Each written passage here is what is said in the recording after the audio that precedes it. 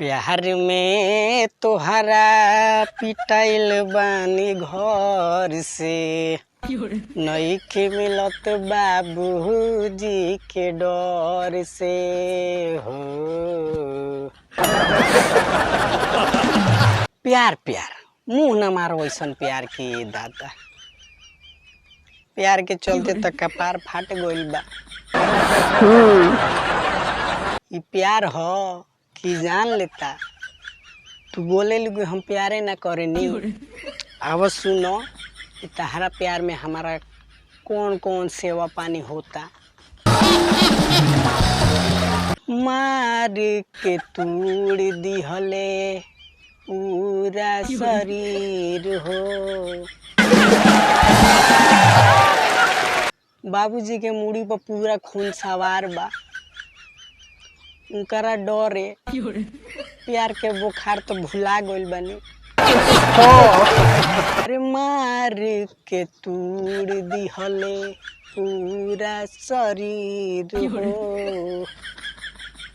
यही से नु बढ़ गइल बाटे बाबा सिर हो। तो भैया लोग एकरा से बड़हन साजा का होई। जौना जवानी में लभेरिया होखे के चाही वो समय में बवासीर होता। बाबूजी मार मार के बवासीर उपाटिए देले बाड़े।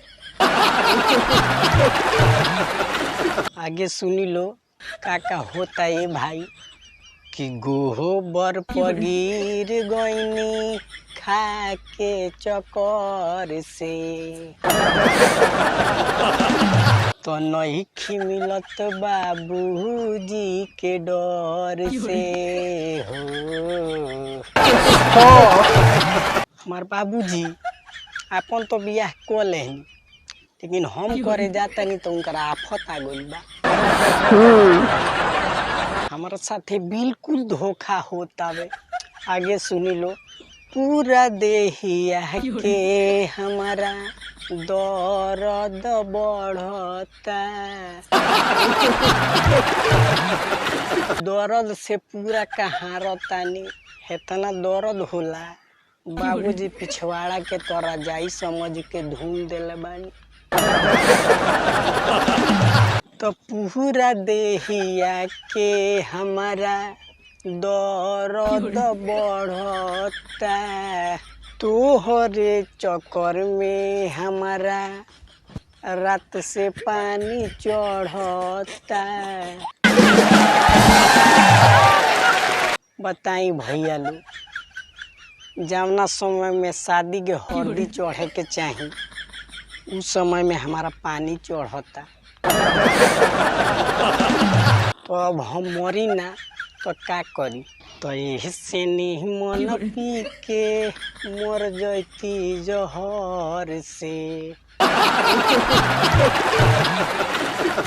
नइखे मिलत बाबूजी के डर से हो।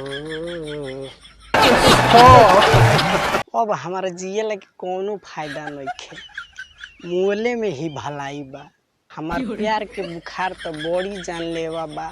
जबले 2-4 बार कुटा तो नइखे तले छोड़ते नइखे। अब हम शपथ ले ले बानी कि कबो प्यार ना करे।